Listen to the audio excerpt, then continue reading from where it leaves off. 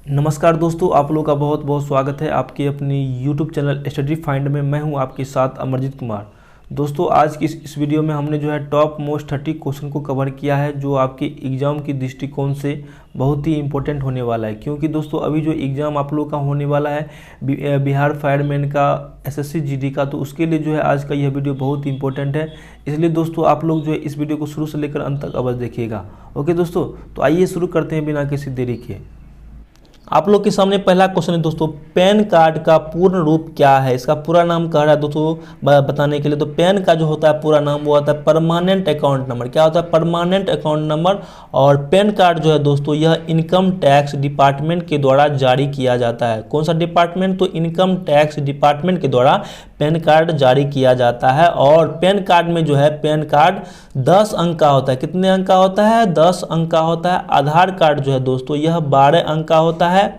और IFSC code जो है यह 11 अंक का होता है। तो इतना बात जो है इस क्वेश्चन में आप लोग को जानकारी रहना आवश्यक है।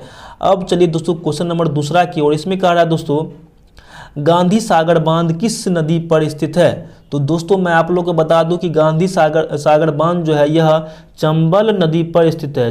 किस नदी पर? तो चंबल नदी पर। और चंबल जो है दोस्तों यमुना की सहायक नदी है। यमुना की सहायक कौन सा नदी है? तो वह है चंबल नदी। और यमुना पर जो है दोस्तों हथनी कुंड बैराज स्थित है। हथनी कुंड बैराज जो है दोस्तों, हथनी कुंड बैराज बांध यह जो है यमुना नदी पर है। और नर्मदा नदी पर जो है इस पर सरदार सरोवर बांध स्थित है। सरदार सरोवर बांध जो है दोस्तों यह नर्मदा नदी पर स्थित है। तो इसका आंसर होगा ऑप्शन नंबर ए, चंबल नदी। ओके, अब चलिए दोस्तों क्वेश्चन नंबर आगे की ओर। क्वेश्चन नंबर आगे में क्या कह रहा है दोस्तों, गौर कीजिएगा। सर्वोच्च न्यायालय के न्यायाधीशों की नियुक्ति कौन करता है? तो दोस्तों मैं आप लोग को बता दूं कि सर्वोच्च न्यायालय के न्यायाधीशों की नियुक्ति जो है राष्ट्रपति करता है। कौन करता है? राष्ट्रपति करता है। इसमें जो है कुछ फैक्ट्स को आप लोग जान लीजिए कि सर्वोच्च न्यायालय की चर्चा अनुच्छेद 32 में की गई है। और उच्च न्यायालय अर्थात हाई कोर्ट की जो है चर्चा, हाई कोर्ट की जो है चर्चा यह अनुच्छेद 226 में की गई है। दोस्तों कल वाला एग्जाम जो बिहार पुलिस का एग्जाम हुआ था, यहाँ से क्वेश्चन आया हुआ था। ओके दोस्तों, तो इस बात को जो है आप लोग को जानकारी में रहना आवश्यक है। अब चलिए दोस्तों क्वेश्चन नंबर आगे की ओर। इसमें कह रहा है दोस्तों, भारतीय संविधान में किस संशोधन ने पंचायती राज व्यवस्था को संवैधानिक दर्जा दिया? तो दोस्तों मैं आप लोग को बता दूं कि पंचायती राज यानी कि संविधान के 73वें संशोधन में जो है पंचायती राज व्यवस्था को संवैधानिक दर्जा दे दिया गया था। अब देखिए दोस्तों इसमें क्वेश्चन उठ रहा है कि 73वां संशोधन जो हुआ था भारतीय संविधान का, वह कब हुआ था? तो वह जो है दोस्तों 1992 से 93 के बीच हुआ था। कब हुआ था? 1992 से 93 के बीच जो है भारतीय संविधान का 73वां संशोधन हुआ था। अब इसमें एक फैक्ट्स आ रहा है निकल करके कि पंचायती राज की चर्चा भारतीय संविधान के किस अनुसूची में है, किस अनुसूची, किस भाग और किस अनुच्छेद में है, किस अनुसूची में है और किस भाग में है और किस अनुच्छेद में है? तो दोस्तों मैं आप लोग को बता दूं कि अनुच्छेद 9 में जो है उसमें पंचायती राज व्यवस्था की चर्चा की गई है। और भाग 11 में जो है पंचायती राज व्यवस्था की चर्चा की गई है। और अनुच्छेद 243 में जो है दोस्तों, अनुच्छेद 243 में पंचायती राज व्यवस्था की चर्चा की गई है। तो इतना बात जो है आप लोग को इस क्वेश्चन के अंतर्गत जानकारी रहना बिल्कुल आवश्यक है। क्योंकि जो है क्वेश्चन आजकल बहुत ही घुमा करके पूछा जाता है। इसलिए दोस्तों आप लोग को जो है इतना बात इसमें जानकारी रहना आवश्यक है। अब चलिए दोस्तों अगले क्वेश्चन की तरफ। इसमें कह रहा है दोस्तों, विश्व का सबसे बड़ा तैरता या फिर चलायमान राष्ट्रीय उद्यान किस झील पर स्थित है? बहुत ही इंपॉर्टेंट क्वेश्चन दोस्तों। मैं इस क्वेश्चन को जो है VVI क्वेश्चन करार दूंगा। क्योंकि जो है इसमें कह रहा है विश्व का ऐसा कौन सा मतलब इनकी राष्ट्रीय उद्यान है जो कि झील पर मतलब जो कि इनकी तैरता है, और वह भी जो है किस झील पर है? तो वह जो है दोस्तों लोकटक झील पर है। कौन सा झील पर है? तो लोकटक झील पर। उससे पहले हम लोग यह जानते हैं कि इस राष्ट्रीय उद्यान का नाम क्या है। इस राष्ट्रीय उद्यान का नाम है दोस्तों किबुल लामजाओ, किबुल लामजाओ, इस राष्ट्रीय उद्यान का नाम है किबुल लामजाओ राष्ट्रीय उद्यान। यह जो है एक ऐसा झील है जो कि तैरता है, और यह जो एक ऐसा राष्ट्रीय उद्यान है जो कि तैरता है, और जो है यह लोकटक झील पर है। किस झील पर है? लोकटक झील पर है। और यह किस राज्य में है? तो यह जो है मणिपुर में है। किस राज्य में? मणिपुर में है। तो इसका जो आंसर होगा ऑप्शन नंबर, ओके मैं आप लोग को ऑप्शन भी दे रहा हूँ, ऑप्शन ये ऑप्शन रहा आप लोग के सामने। तो यह जो है लोकटक झील पर है। कौन सा राष्ट्रीय उद्यान? तो किबुल लामजाओ राष्ट्रीय उद्यान। ओके दोस्तों, अब इसमें जो है कुछ फैक्ट्स को आप लोग जान लीजिए दोस्तों। यह जो है इनकी 1 नंबर में दिया हुआ है चिल्का झील। यह जो है सबसे बड़ा खारे पानी का झील है चिल्का झील, और यह जो है दोस्तों झील यह उड़ीसा में है। कहाँ पे है? उड़ीसा में है चिल्का झील। ओके, डल झील जो है दोस्तों यह श्रीनगर में है। श्रीनगर में डल झील है। और सांभर झील जो है दोस्तों यह राजस्थान में स्थित है। आप लोग को जो है झील का इनकी कौन सा झील कौन सा राज्य में है उसको भी जो है जानकारी रहना आवश्यक है, क्योंकि ये क्वेश्चन जो है यहाँ से भी आते हैं। ओके दोस्तों, अब चलते हैं क्वेश्चन नंबर आगे की ओर। इसमें कह रहा है IMF का पूरा नाम क्या है? तो IMF का जो होता है पूरा नाम वो होता है इंटरनेशनल मॉनेटरी फंड। क्या होता है? इंटरनेशनल मॉनेटरी फंड जो है IMF का पूर्ण रूप होता है, या फिर इसको हिंदी में बोलते हैं अंतर्राष्ट्रीय मुद्रा कोष। अब इसमें क्वेश्चन उठ रहा है, क्या उठ रहा है कि अंतर्राष्ट्रीय मुद्रा कोष का मुख्यालय कहाँ है? तो अंतर्राष्ट्रीय मुद्रा कोष का मुख्यालय जो है वह वाशिंगटन DC में है। कहाँ पे है? वाशिंगटन DC में है। जब भी मनी के बारे में चर्चा रहे तो उसका जो मुख्यालय होगा वह होगा वाशिंगटन DC। हमने क्या बोला? जब भी मनी के बारे में चर्चा रहे तो उसका जो होगा मुख्यालय वाशिंगटन DC ही होगा। ओके दोस्तों, तो इसका आंसर ऑप्शन नंबर ए होगा। अब चलते हैं दोस्तों क्वेश्चन नंबर 7 की ओर। अर्ध किराया एक डैश घटना है। तो उससे पहले हम लोग यह जानते हैं कि अर्ध किराया होता क्या है।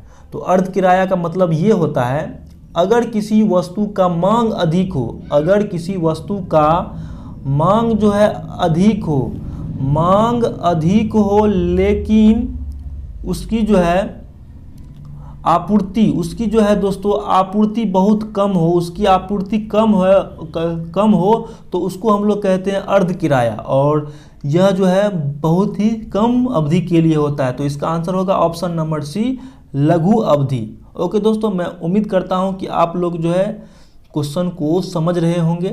अब चलते हैं दोस्तों क्वेश्चन नंबर 8 की ओर। भारत के किस गवर्नर जनरल के तहत दूसरा एंग्लो सिख युद्ध लड़ा गया था? एंग्लो का अर्थ होता है दोस्तों अंग्रेज। क्या होता है? एंग्लो का अर्थ होता है अंग्रेज। इसमें कहा गया है किस गवर्नर के रहते हुए जो है मतलब अंग्रेज और सिख के बीच दूसरा युद्ध लड़ा गया था। तो उससे पहले हम लोग यह जानते हैं कि प्रथम आंग्ल सिख युद्ध जो है किस गवर्नर के तहत लड़ा गया था? तो वह होगा लॉर्ड हार्डिंग। क्या होगा? Lord Hardinge. लॉर्ड हार्डिंग के गवर्नर थे उस टाइम। उसके जो है उसके चलते जो है प्रथम आंग्ल सिख युद्ध लड़ा गया था। प्रथम आंग्ल सिख। आप लोग के सामने क्वेश्चन है दोस्तों, भारत के किस गवर्नर जनरल के तहत दूसरा एंग्लो सिख युद्ध लड़ा गया था? उससे पहले हम लोग यह जानते हैं कि एंग्लो का अर्थ होता है अंग्रेज। तो इस बात को जो है आप लोग जान लीजिए, एंग्लो का अर्थ होता है अंग्रेज। इस क्वेश्चन में कहा गया है कि भारत के किस गवर्नर के तहत दूसरा एंग्लो सिख युद्ध लड़ा गया था? तो वह जो होगा इसका answer Lord Dalhousie. Lord Dalhousie के समय में जो है दूसरा एंग्लो सिख युद्ध लड़ा गया था। अब इसमें क्वेश्चन उठ रहा है कि प्रथम यानी कि पहला जो है एंग्लो सिख युद्ध वह किस गवर्नर के समय में लड़ा गया था? तो वो यानी कि पहला जो होगा दोस्तों लॉर्ड हार्डिंग के टाइम में, लॉर्ड हार्डिंग के टाइम में जो है दोस्तों प्रथम एंग्लो सिख युद्ध लड़ा गया था। तो इसका आंसर होगा ऑप्शन नंबर डी। तो इतना बात जो है आप लोग को इस क्वेश्चन में जानकारी रहना आवश्यक है। ओणम इसमें कह रहा है दोस्तों ओणम किस राज्य में मनाया जाता है? तो ओणम जो है दोस्तों, ओणम एक त्यौहार है। ओके दोस्तों, तो और यह जो है केरल में मनाया जाता है। कहाँ पे? केरल में मनाया जाता है ओणम त्यौहार। अब इसमें जो है एक क्वेश्चन उठ रहा है कि ओणम त्योहार क्यों मनाया जाता है। तो राजा महाबली को मनाने के लिए, राजा महाबली को मनाने के लिए जो है यह त्यौहार मनाया जाता है ओणम। तो इस बात को जो है, इस फैक्ट्स को भी आप लोग को जानकारी में रहना आवश्यक है। ओके दोस्तों, और दोस्तों पोंगल जो है दोस्तों, पोंगल यह तमिलनाडु का त्यौहार है। कहाँ का है त्यौहार? तो तमिलनाडु का त्यौहार है पोंगल। तो इस बात को भी जो है आप लोग को जानकारी में रहना बिल्कुल जरूरी है। अब चलते हैं दोस्तों अगले क्वेश्चन की तरफ। इसमें कह रहा है दोस्तों, सरस्वती सम्मान किस क्षेत्र से संबंधित है? सरस्वती सम्मान जो है किस क्षेत्र से जुड़ा हुआ है? तो वह जो है साहित्य क्षेत्र से जुड़ा हुआ है। अब इसमें क्वेश्चन उठ रहा है, क्या उठ रहा है कि सरस्वती सम्मान जो है कि स्थापना कब किया गया था और किसने किया था? तो 1991 ईस्वी में जो है, जो दोस्तों 1991 ईस्वी में के बिरला फाउंडेशन ने जो है, के बिरला फाउंडेशन ने जो है इसकी स्थापना किया गया था, सरस्वती सम्मान की स्थापना। तो इस क्वेश्चन का जो है फैक्ट्स आप लोग को जानकारी में रहना बिल्कुल ज़रूरी है। अब चलते हैं दोस्तों क्वेश्चन नंबर आगे की ओर। इसमें कह रहा है विश्व एड्स दिवस किस दिन मनाया जाता है? तो दोस्तों मैं आप लोग को बता दूं कि 1 दिसंबर को जो है विश्व एड्स दिवस मनाया जाता है। कब? तो 1 दिसंबर को विश्व एड्स दिवस मनाया जाता है। तो इसका आंसर होगा ऑप्शन नंबर बी। और 4 फरवरी को जो है दोस्तों विश्व कैंसर दिवस मनाया जाता है। 4 फरवरी को विश्व कैंसर दिवस मनाया जाता है। और दोस्तों आज कितना तारीख है? आज है 22 मार्च। आज कितना मार्च है? 22 मार्च है, यानी कि आज जो है बिहार दिवस है। आज कौन सा दिवस है दोस्तों? बिहार दिवस है। तो इस बात को भी जो है आप लोग को याद कर लेना आवश्यक है। ओके, अब चलते हैं दोस्तों। इसमें कह रहा है दोस्तों विश्व बैंक का मुख्यालय कहाँ है? इसमें कह रहा है बैंक यानी कि मनी यानी कि पैसा। हमने अभी आपको क्या बताया था, जब भी बोलेगा मनी और कहेगा उसका मुख्यालय, तो उसका जो है आप लोग को मुख्यालय कहाँ मारना है? वाशिंगटन डीसी में मारना है। कहाँ मारना है? वाशिंगटन डीसी में। और इससे पहले वाले क्वेश्चन में अभी हमने क्या करवाया था कि IMF का मुख्यालय कहाँ है? तो IMF का जो मुख्यालय वह भी वाशिंगटन डीसी में है। तो इसका आंसर होगा ऑप्शन नंबर ए जो होगा बिल्कुल करेक्ट आंसर होगा। अब चलते हैं दोस्तों क्वेश्चन नंबर आगे की ओर। इसमें कह रहा है राज्य लोक सेवा आयोग के सदस्यों की नियुक्ति कौन करता है? बहुत ही इंपॉर्टेंट क्वेश्चन दोस्तों। तो मैं आप लोगों को बता दूं कि राज्य लोक सेवा आयोग के सदस्यों की नियुक्ति जो है वह राज्यपाल करता है। कौन करता है? राज्यपाल। और दोस्तों राज्यपाल की नियुक्ति कौन करता है? तो वह जो है हाई कोर्ट के मुख्य न्यायाधीश जो है, हाई कोर्ट के मुख्य न्यायाधीश वह राज्यपाल को शपथ दिलाता है। और राष्ट्रपति को कौन शपथ दिलाता है? तो राष्ट्रपति को जो है सुप्रीम कोर्ट के मुख्य न्यायाधीश शपथ दिलाता है राष्ट्रपति को। और प्रधानमंत्री को जो है शपथ कौन दिलाता है? राष्ट्रपति दिलाता है, राष्ट्रपति। इस क्वेश्चन में जो है अधिकतर स्टूडेंट जो है कंफ्यूज हो जाते हैं। तो इसमें आप लोग को कंफ्यूज होने की कोई आवश्यकता नहीं है। मैं आप लोग को जो है इस क्वेश्चन को फिर से समझाने की कोशिश कर रहा हूँ। जब भी कहेगा क्वेश्चन में कि प्रधानमंत्री को जो है शपथ कौन दिलाता है, तो आप लोग बोलिएगा राष्ट्रपति। क्या बोलिएगा? राष्ट्रपति। और जब भी कहेगा उपराष्ट्रपति को शपथ कौन दिलाता है, तो इसका भी होगा राष्ट्रपति। ओके। और जब कहेगा राष्ट्रपति को शपथ कौन दिलाता है, तो यह होगा सुप्रीम कोर्ट का मुख्य न्यायाधीश। क्या होगा? सुप्रीम कोर्ट का मुख्य न्यायाधीश जो है वह राष्ट्रपति को शपथ दिलाता है। और राज्यपाल को जो है शपथ हाई कोर्ट का मुख्य न्यायाधीश दिलाता है। ओके दोस्तों, तो इतना फैक्ट जो है आप लोग को इस क्वेश्चन में जानकारी रहना आवश्यक है। तो इसका आंसर होगा ऑप्शन नंबर डी, राज्यपाल। इस क्वेश्चन में जो है आप लोग कंफ्यूज मत होइएगा दोस्तों। अब चलते हैं दोस्तों क्वेश्चन नंबर आगे की ओर। इसमें कह रहा दोस्तों विजय हजारे ट्रॉफी किस खेल से संबंधित है? तो दोस्तों मैं आप लोग को बता दूं कि विजय हजारे ट्रॉफी जो है यह मुख्य रूप से क्रिकेट से संबंधित है। कौन सा खेल से?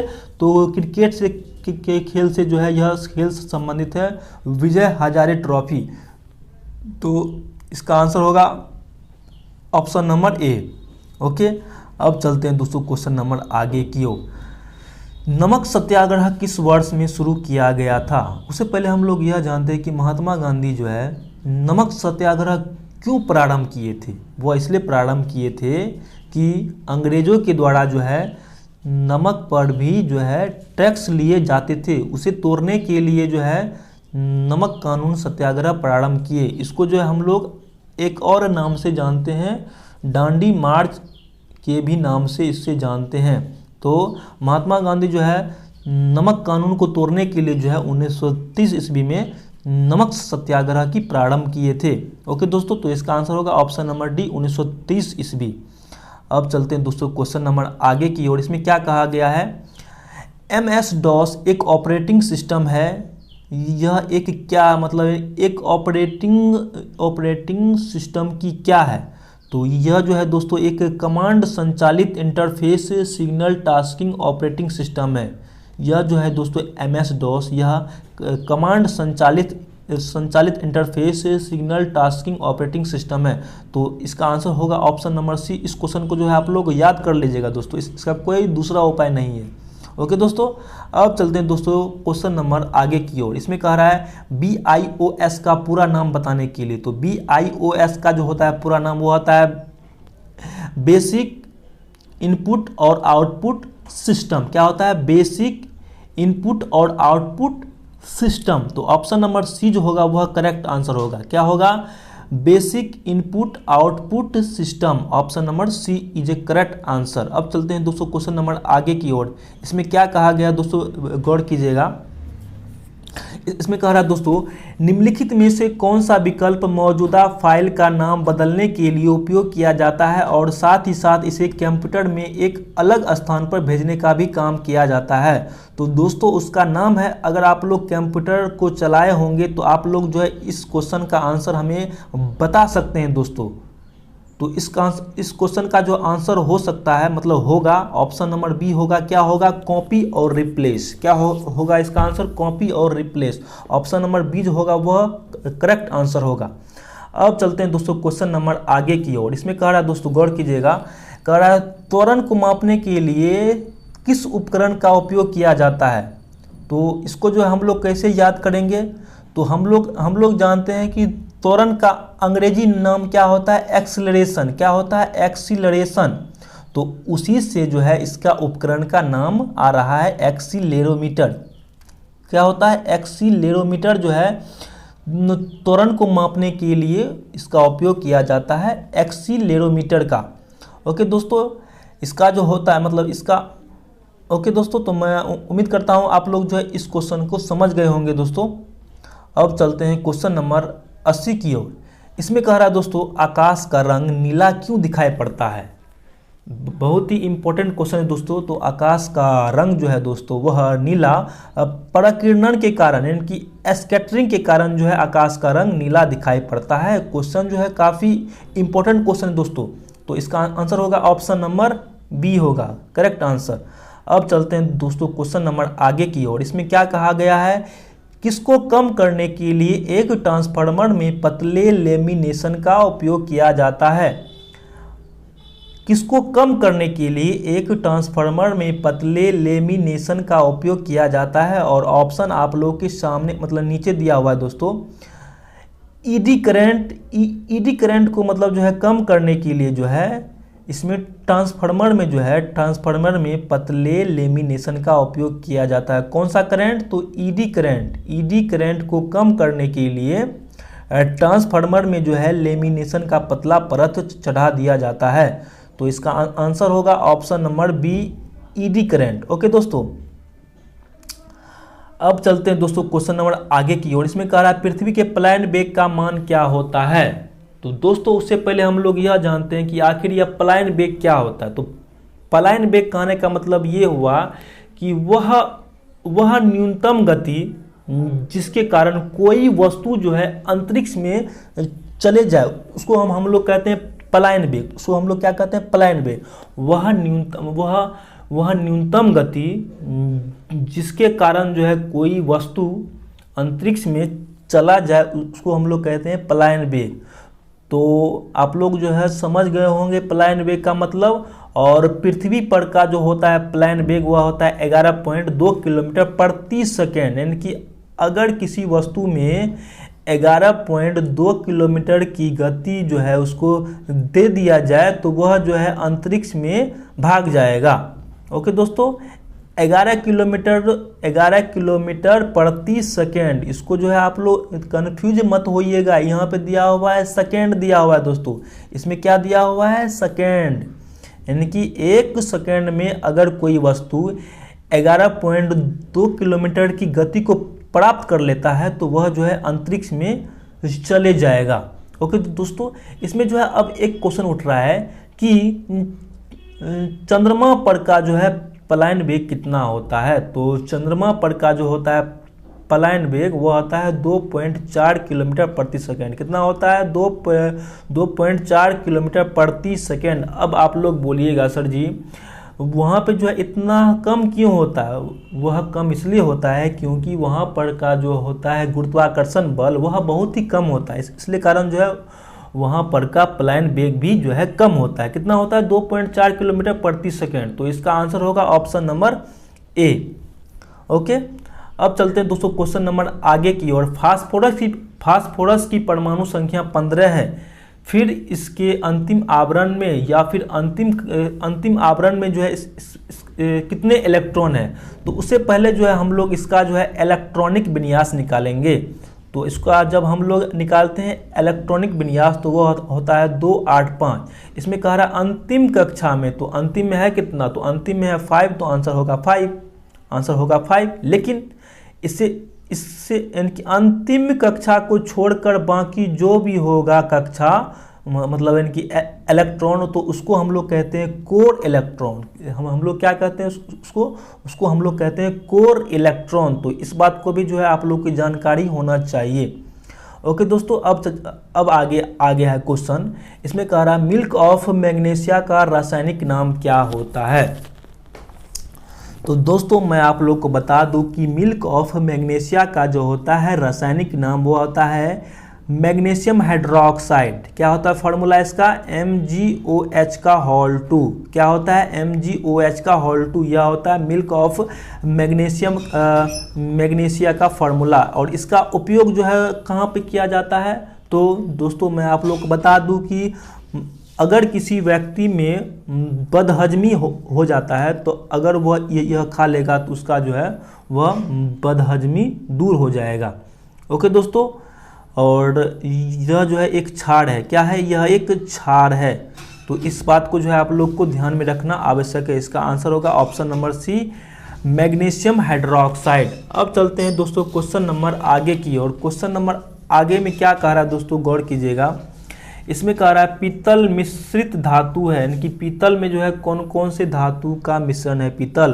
तो वह जो है दोस्तों जिंक और कॉपर का मिश्रण है पीतल। तो इसका जो है Zn+Cu का मिश्रण है कॉपर पीतल। तो इसका आंसर होगा ऑप्शन नंबर बी। अब चलते हैं क्वेश्चन नंबर आगे की ओर। इसमें कह रहा है दोस्तों पैराफिन मोम किससे प्राप्त किया जाता है? पैराफिन मोम जो है यह किससे प्राप्त किया जाता है? तो मैं आप लोग को बता दूं कि पैराफिन मोम जो है यह पेट्रोलियम से प्राप्त किया जाता है। किससे? तो पेट्रोलियम से प्राप्त किया जाता है पैराफिन मोम। ओके, अब चलते हैं क्वेश्चन नंबर आगे की ओर। इसमें कह रहा दोस्तों निम्नलिखित में से कौन सी एक वायु जनित बीमारी है? तो दोस्तों मैं आप लोग को बता दूं कि खसरा जो है दोस्तों, खसरा यह एक वायु जनित बीमारी है, अर्थात वायु के द्वारा होने वाली बीमारी का नाम है खसरा। और टाइफाइड जो है दोस्तों, टाइफाइड यह सिल्मोनेमा बैक्टीरिया के द्वारा होता है टाइफाइड। ओके दोस्तों, और हैजा जो है दोस्तों, हैजा यह एक संक्रामक बीमारी है। कौन सा है? संक्रामक बीमारी है हैजा। तो इन बातों को जो है आप लोग को इसमें जानकारी रहना आवश्यक है। अब इसमें कह रहा है दोस्तों आरबीसी का उत्पादन कहाँ होता है? मतलब इनकी लाल रक्त कणिका का उत्पादन जो है दोस्तों कहाँ होता है? तो वह जो है दोस्तों अस्थि मज्जा में होता है। कहाँ होता है? अस्थि मज्जा में होता है। ऑप्शन नंबर ए जो होगा वह करेक्ट आंसर होगा, अस्थि मज्जा। अब चलते हैं दोस्तों क्वेश्चन नंबर आगे की ओर। इसमें कह रहा है रक्त का शुद्धिकरण कहाँ होता है? तो दोस्तों मैं आप लोग को बता दूं कि रक्त का जो होता है इनकी शुद्धिकरण वह किडनी में होता है। कहाँ होता है? किडनी में होता है। तो ऑप्शन नंबर सी जो होगा वह करेक्ट आंसर होगा। दोस्तों इसमें जो है एक बात को जान लीजिए, किडनी की जो है सबसे छोटी इकाई को कहते हैं नेफ्रॉन। क्या कहते हैं? नेफ्रॉन। इसमें जो है सबसे छोटी इकाई को कहते हैं नेफ्रॉन। अब आगे क्वेश्चन भी वही आ चुका है, गुर्दा की इकाई कौन सी है? गुर्दा कहने का मतलब हुआ किडनी, तो किडनी की इकाई जो को कहते हैं नेफ्रॉन। ओके दोस्तों, तो आज की क्लास में हमने जो है कुल 30 क्वेश्चन करवाया है बिल्कुल विस्तार के साथ। दोस्तों मैं उम्मीद करता हूं कि आप लोग को जो है आज का क्लास अच्छा लगा होगा। मैं उम्मीद करता हूं कि आप लोग जो है इस वीडियो को एक लाइक कर दीजिए, कमेंट कर दीजिए। ओके दोस्तों, तो फिर मिलते हैं आप लोगों से अगले वीडियो में। Best of luck.